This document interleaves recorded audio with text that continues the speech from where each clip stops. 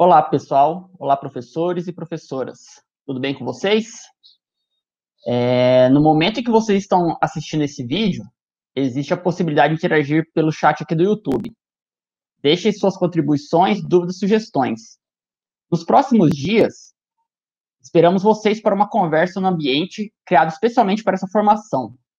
Hoje aqui, para discutir um pouco sobre a implementação do referencial curricular e alguns outros tópicos relacionados ao planejamento, estaremos aqui eu, Pablo, né, junto com o professor Agnaldo. Próximo slide, por favor.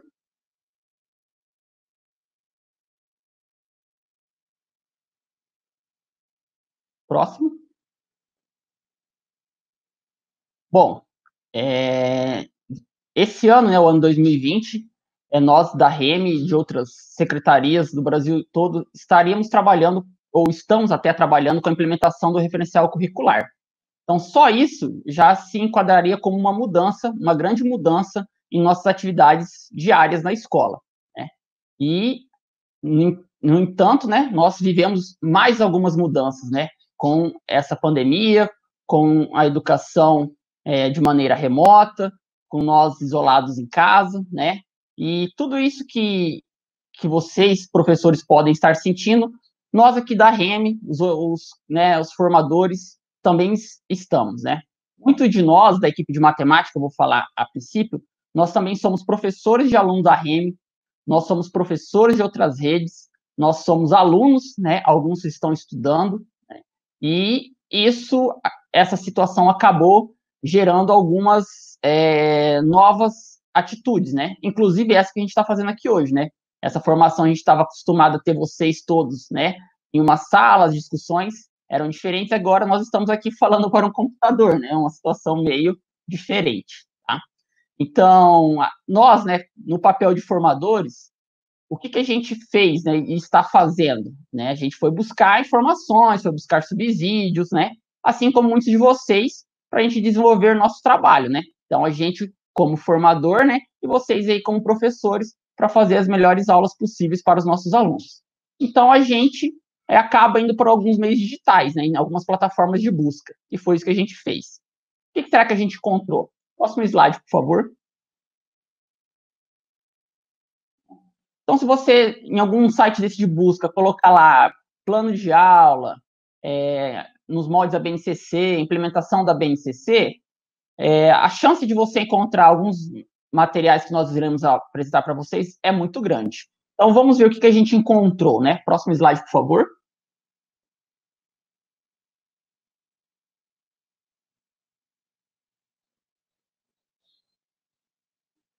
Então, um desses materiais foi esse, Guia de Implementação da Base Nacional Comum Curricular, orientações para o processo de implementação da BNCC. Então, existem guias destinados para as secretarias, né, para os formadores, existem guias destinados para os diretores e também existem guias direcionados para os professores. Próximo slide. Um desses guias, voltados para os diretores, gestores escolares, ele trataria muito da maneira, né, de como você poderia estar reestruturando os projetos político-pedagógicos da escola. Então, essa é uma atividade que vocês iniciaram, né, nesse ano de 2020 para atender às necessidades ou às demandas da BNCC. Próximo slide. Um outro material que nós encontramos também foi BNCC na sala de aula. Esse é um guia para os professores, né, sobre a Base Nacional Comum Curricular. Então, são esses materiais que você pode encontrar, né, as referências a gente está deixando no final desse vídeo. Então, se você quiser dar uma olhada, ter interesse de ver o que está escrito, o que está se referindo à sua prática, você pode encontrar nesses materiais ali. Próximo slide. E dentro de um desses materiais, né, esse Caminhos para a Educação Integral, nós encontramos essa concepção, né? Ela não aparecia tanto na BNCC, mas os materiais, né, vinculados à implementação, divulgados para a implementação, você encontra essa concepção de educação integral, né? E lá você tem alguns direcionamentos, algumas indicações do que os formadores podem fazer em relação às políticas públicas. Um desses tópicos, o tópico 5, uso de metodologias ativas, é o que nos mobilizou para estar nesse momento aqui, nesse vídeo, nos próximos dias dos nossos estudos, discutindo um pouco sobre essas metodologias ativas. O que seriam essas metodologias? Então, isso aí fica, né, para uma próxima discussão que a gente vai estar fazendo com vocês. Próximos slides. Esse aqui a gente trouxe para vocês porque ele circulou nas mídias, né? Então, nós participamos de grupos de professores, grupos onde tem diretores de escolas, coordenadores. E nesses grupos, circulou o material da nova escola, né? Hoje em dia ela não é mais revista, hoje ela é pensar assim, um site, né? Ela é totalmente digital. Os planos de aula deles, que eles prometem já estar, né, alinhados à BNCC. Então, lá você já encontra os planos de aula com as habilidades, né? Então, isso aí chegou, não sei se chegou para vocês, mas para alguns de nós chegou isso aí nas mensagens do WhatsApp. Então, como sugestão para você estar fazendo seus planejamentos, né, os novos planejamentos alinhados à BNCC. Próximo slide, por favor. Né? E aí, onde que a gente encontrou esses materiais? Então, você vai lá no Google, né, por exemplo, digita, e você vai ser direcionado para algumas dessas instituições, né, ou fundações. Então, uma que a gente encontrou foi o Movimento pela Base, né? Ele é um grupo não governamental, ele reúne entidades e organizações, pessoas físicas de diversos setores educacionais, né? Qual que é o seu papel, né? É zelar pela qualidade e disseminar materiais e informações que apoiem redes e escolas a concretizarem a implementação com foco na aprendizagem dos alunos, né? Então, vale ressaltar que esse movimento ele também esteve muito presente, tá, no momento de elaboração da BNCC, e agora ele está agindo bastante na implementação. Próximo slide, por favor. Outra fonte de materiais é a Fundação Lema, né? Ela acredita que um Brasil feito por todos e para todos é um Brasil em que é possível sonhar e realizar, né?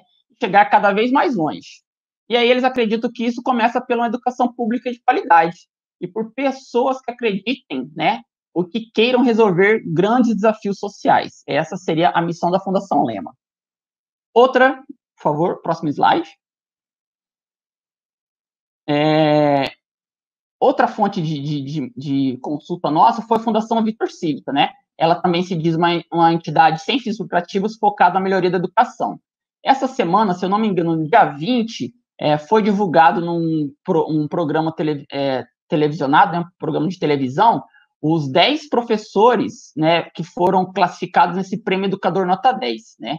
Que é um prêmio que deseja reconhecer professores, né, da educação infantil até o ensino médio e alguns coordenadores e gestores escolares, né? Então, é um prêmio aí divulgado, né, na grande mídia, vamos dizer assim. Tá? Próximo slide, por favor. Então, um outro agente, né, nesse momento de implementação também é o Instituto Ayrton Senna. Alguns de vocês, professores, já, como, né, igual nós aqui da Secretaria, já participamos de cursos, né, e que, de alguma maneira, tem algum vínculo com uma dessas instituições, né? Se eu me recordo, ano passado teve um evento, né, promovido pelo Instituto Ayrton Senna, que também é um instituto sem fins lucrativos, né, que tem como objetivo dar às crianças e jovens brasileiros oportunidades de desenvolver seus potenciais por meio da educação de qualidade, né? Então, gente, o que a gente quer, né? Com isso, né, falar para vocês, né, que os materiais que nós encontramos, eles são frutos de trabalho dessas organizações, instituições ou fundações, né, que eles atuaram na formulação da BNCC e agora, nesse momento de implementação, eles querem dar significado a alguns conceitos desses, né, como esse, né, da educação integral, que eu acabei de falar com vocês, né, e aí eles vão fornecer inúmeros materiais e subsídios, né, para diferentes segmentos da educação. E isso também agora não está sendo diferente no momento da pandemia. Frequentemente estão sendo disponibilizados em materiais, né, com a intenção de auxiliar nós, né, formadores, e vocês aí na sala de aula como educadores, em situações de planejamento, desenvolvimento e avaliações das suas aulas. O que a gente aqui da Secretaria, da equipe de matemática, nós não queremos desqualificar nem qualificar essas diversas ações que eles estão desenvolvendo, né, mas a gente acredita na importância de analisar esses materiais, né, que estão sendo produzidos e ponderar quanto à sua utilização em nossas práticas docentes. É isso que a gente acredita. Próximo slide, por favor.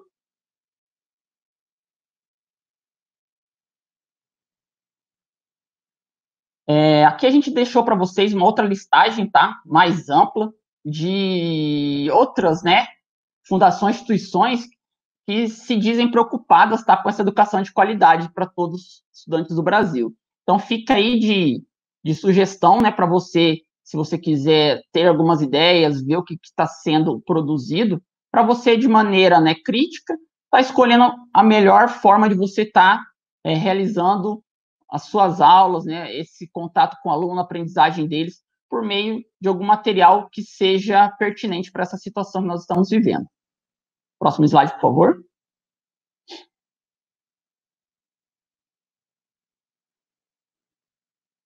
Então, a gente deixa como sugestões, né, o que amparou a nossa construção até o momento que eu estou falando, alguns artigos, né, que discutem ou que investigam a questão de currículo, de implementação.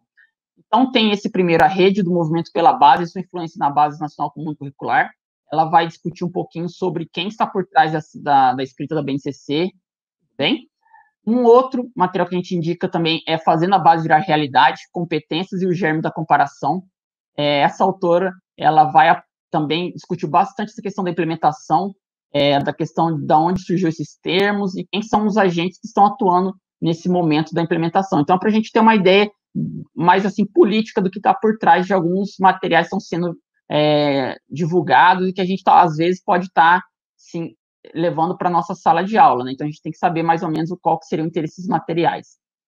E um filme que está disponível, tá no Netflix, né? Para quem tiver acesso, seria esse filme Eu, Daniel Blake. Então ele discute um pouco. Uma coisa que chama atenção nele para mim é a questão da tecnologia, né? Do acesso à tecnologia, que a gente acaba utilizando bastante nesse momento agora da pandemia de isolamento. Então, ele discute um pouquinho sobre essa questão da tecnologia e outras coisas. Então, vale a pena a gente discutir, a gente vai estar aí depois em outro ambiente para a gente estar dialogando um pouco sobre, talvez, algumas coisas que surjam dessas sugestões. Então, minha parte se encerra por aqui, eu vou passar a palavra para o meu colega Aguinaldo. Obrigado por enquanto.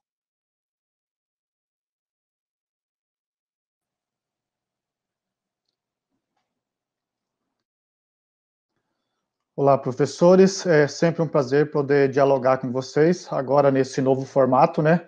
Reflexões pedagógicas online. E para continuar nosso diálogo em relação à implementação da Base Nacional Comum Curricular e do Referencial Curricular da Rede Municipal de Ensino, eu começo perguntando quando e onde nós podemos atuar? Ou seja, quem são os atores, quais são os seus papéis, suas funções, até esse momento de implementação da Base Nacional Comum Curricular. E para responder essa pergunta, nós tomamos emprestado um trabalho de Pérez, onde ele apresenta esse diagrama que segundo ele, representa o processo de construção e de implementação da Base Nacional Comum Curricular. O que a gente observa é que nesse diagrama, ele coloca a aprendizagem no centro do diagrama, ou seja, é onde todos nós queremos alcançar, onde todos nós queremos chegar. E para essa formação especificamente, estamos tratando, né, da formação continuada e também o planejamento e execução de atividades em sala de aula. E por falar em planejamento e execução de atividades em sala de aula, nós nos perguntamos, qual sala de aula? Aquela que nós estávamos acostumados? Ou essa que transpôs os muros da escola? Hoje, facilmente, nós percebemos que a escola já não se restringe mais às quatro paredes. Hoje ela transpôs os muros da escola. E nós podemos acrescentar perguntando ainda, o que dessa sala de aula ficará? Próximo slide, por gentileza. Bem, mas independente de qual sala de aula que nós estamos falando, o planejamento precisa existir. Nós sempre teremos que ter em mente em desenvolvimento do plano anual de ensino e do plano de aula. E por falar no plano anual de ensino, nele nós devemos ter em mente quais são os objetivos amplos da educação, ou seja, as competências gerais que estão previstas na BNCC e no referencial curricular da Rede Municipal de Ensino. Isso para o ano escolar ou para a etapa de ensino que nós estamos atuando. Devemos observar também os objetivos da escola. Qual é o cidadão que a escola pretende formar? Ou seja, quais são as competências que devem ser adquiridas pelos alunos de acordo com o projeto político-pedagógico da sua unidade escolar? E os objetivos da disciplina? Quais são as competências específicas da disciplina que são previstas na BNCC e no referencial curricular da REME, que nós pretendemos que o nosso aluno desenvolva no ano em que nós estamos lecionando? E quais são os objetivos do conteúdo matemático? Quais habilidades pretendemos que o nosso aluno desenvolva no ano escolar em que nós estamos atuando? Percebemos, então, que esse é um momento importante. E com esses elementos em mente, nós podemos visualizar o desenvolvimento do ano escolar, o que nos leva, então, à nossa próxima ação, o plano de aula. Próximo slide, por gentileza.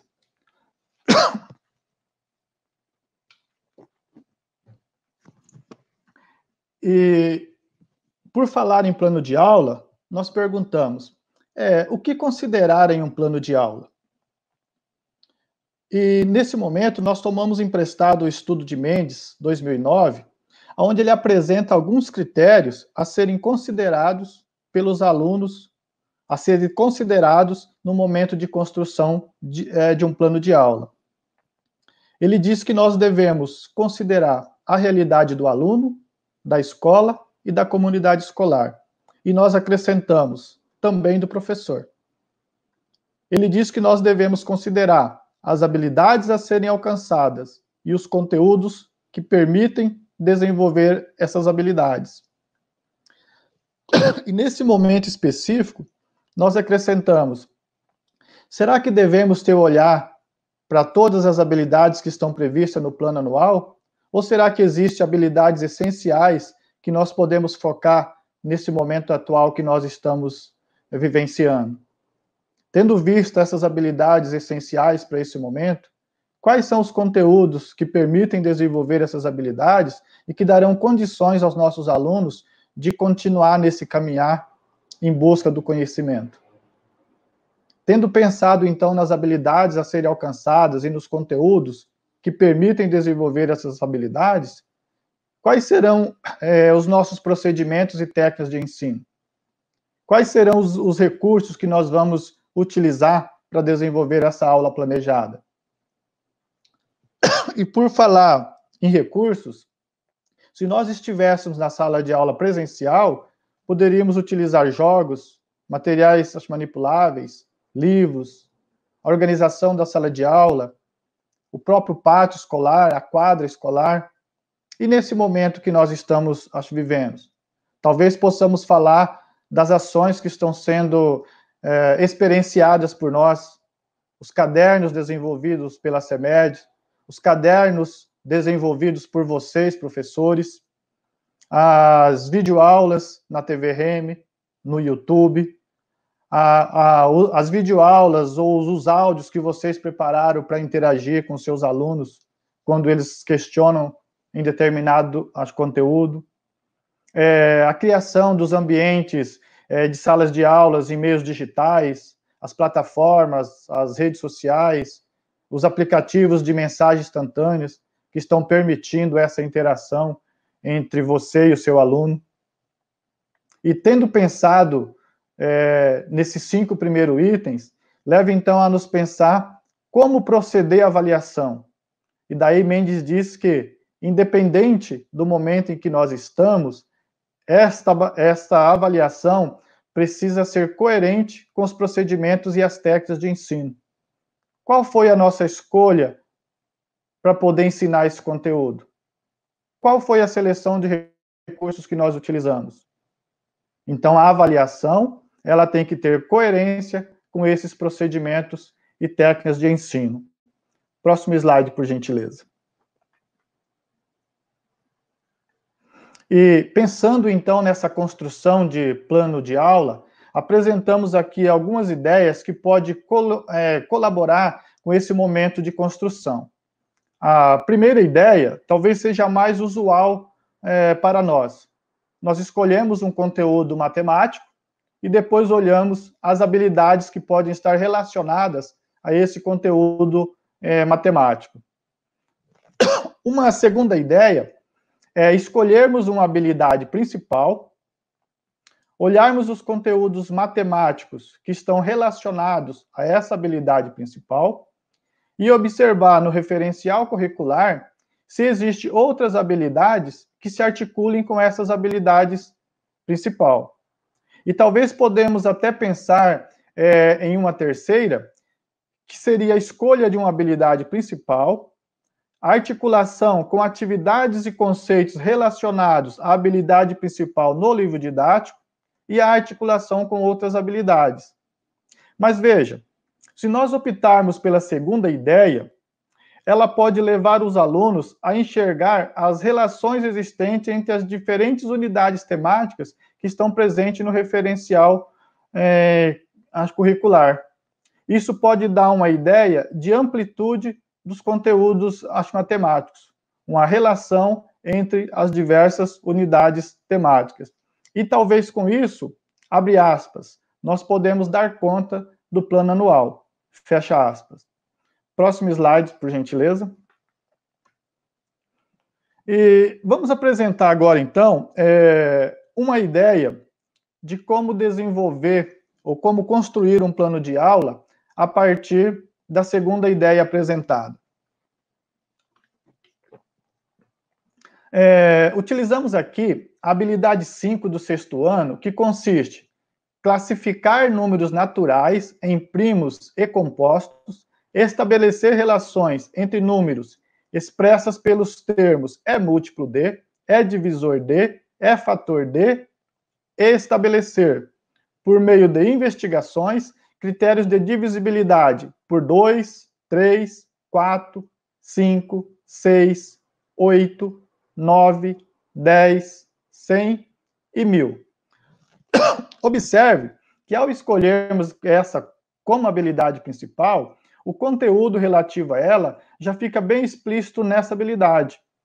Então, nos cabe observar se no referencial curricular existem outras habilidades que se articulam com essa habilidade principal.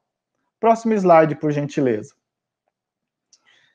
Podemos observar que nessa habilidade, que no referencial curricular da REME, em relação a essa habilidade 5, habilidade principal, temos também a habilidade 6, que pode se articular a ela. Olha o que diz a habilidade 6. Resolver e elaborar problemas que envolvam as ideias de múltiplo e de divisor.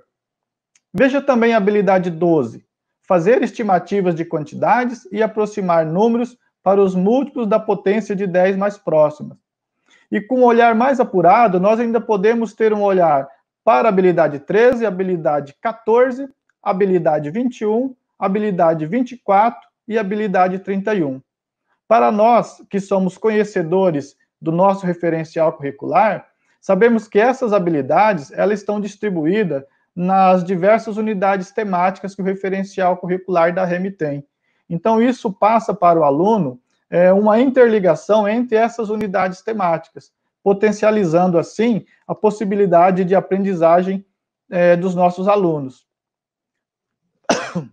Mas também queremos deixar claro que seria pretensão imaginar que uma ideia de planejamento seria aplicável a todas as turmas da rede municipal de ensino. O que nós devemos ter em mente, professores, é o que falamos há pouco, a observação da realidade da unidade escolar, do aluno e também da sua, realidade para desenvolver o plano de aula com a articulação dessas habilidades. Até porque, levando em conta a atual situação que nós estamos vivenciando, onde praticamente são os pais que estão auxiliando os seus filhos, e nem todos têm tecnologia à disposição, às vezes nem mesmo a TV, precisamos analisar com muito cuidado a articulação entre muitas habilidades. Até que ponto pode ser exitoso ou prejudicial à aprendizagem? E se nós olharmos também para o livro didático, será que há articulação entre essas habilidades? Ou elas estão sendo trabalhadas de maneira individual? Próximo slide, por gentileza.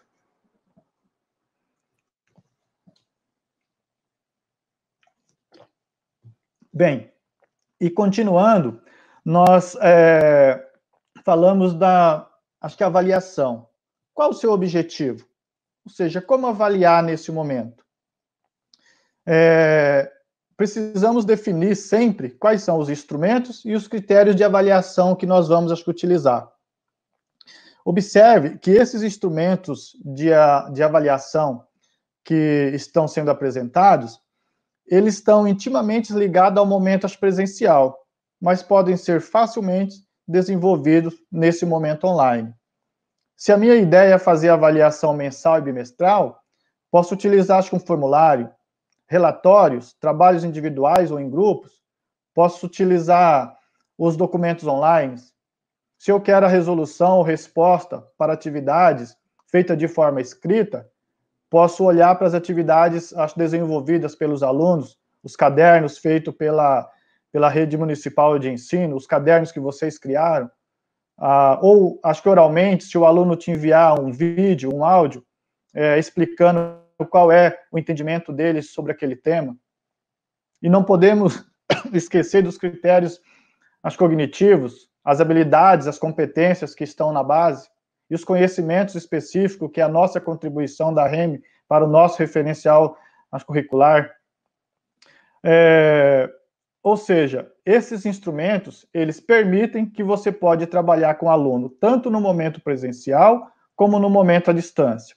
O que nós entendemos aqui, professor, é a possibilidade de permitir que o aluno apresente a aprendizagem à sua maneira, te enviando um áudio, um vídeo, ou seja, da mesma forma que você, professor, está se reinventando, também pode permitir que o aluno se reinvente. Próximo slide, por gentileza. Aproveitamos e apresentamos aqui uma concepção de avaliação que nos foi apresentada por um dos professores da REME, que optou por ficar em anonimato. Ele diz o seguinte: a avaliação será realizada por meio da observação da participação dos alunos em todo o período do planejamento, considerando as hipóteses levantadas, os questionamentos realizados durante a aula e principalmente no momento da realização das atividades, as propostas, sejam elas em classe ou extraclasse. Nesses momentos, é possível avaliarmos com maior precisão o comportamento, os conhecimentos específicos desenvolvidos, as estratégias e os cálculos efetuados pelos alunos, além de possíveis erros ou dificuldades. Com isso, pode-se pensar em estratégias de intervenção didática para reorientar os alunos a compreenderem os conceitos presentes no campo de conhecimento. Observe que, se você estiver fazendo uma aula online, esses questionamentos do aluno será síncrono, no mesmo horário. Se o aluno está tendo contato com o material na casa dele e tem dúvida, ele pode te enviar um questionamento pelo WhatsApp. Então, existem diversas maneiras que você pode observar como está a aprendizagem no aluno nesse momento. E o que é interessante nessa concepção de avaliação do professor é que ele aproveita esses momentos de interação para reavaliar também a sua estratégia de intervenção didática. Ele olha se a sua ação didática está sendo suficiente para que os alunos possam ter aprendizagem. Próximo slide, por gentileza.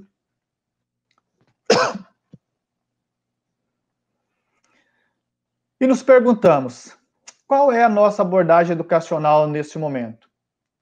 É uma abordagem tradicional ou estamos inovando a nossa ação pedagógica? Será que podemos aproximá-la de alguma metodologia cujo foco da aprendizagem está no estudante? É interessante observarmos, professores, que a abordagem que estamos utilizando nesse momento aproxima-se da metodologia da sala de aula invertida. Os alunos têm acesso ao material, procura compreender o conteúdo desse material com a ajuda dos familiares, e caso haja dificuldade em algum conteúdo, ele entra em contato com o professor. Assim, nós podemos dizer que invertemos o processo tradicional de sala de aula. Próximo slide.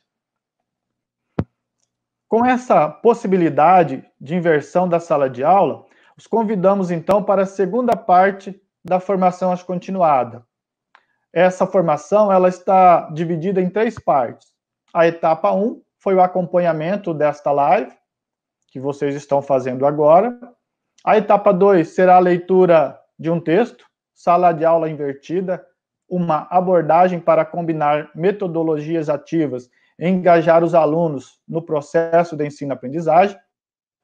E a etapa 3, que será o cumprimento de uma proposta de atividade reflexiva sobre o que foi tematizado na live, na leitura do texto e em suas vivências experienciadas nesse momento. Então, é com essa ideia que nós nos despedimos e os convidamos para continuar na etapa 2 e na etapa 3. Muito obrigado, professores. Até mais.